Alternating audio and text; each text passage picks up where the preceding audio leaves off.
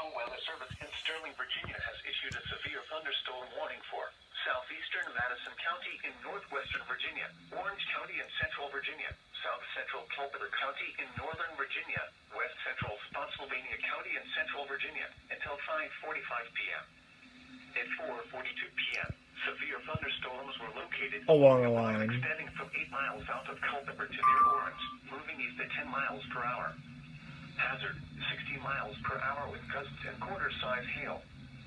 Source, radar indicated. Impact, damaging winds will cause some trees and large branches to fall. This could injure those outdoors, as well as damage homes and vehicles. Roadways may become blocked by downed trees. Localized power outages are possible.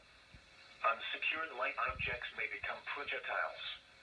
Locations impacted include Orange, Raccoon Ford, Mine Run, Rhodesville, Rapidan, Arona, Verdiersville, Madison Run, Birch Hill, Thornhill, Nassans, Madison Mills, Mitchells, Lower, Unionville, and Locust Dale.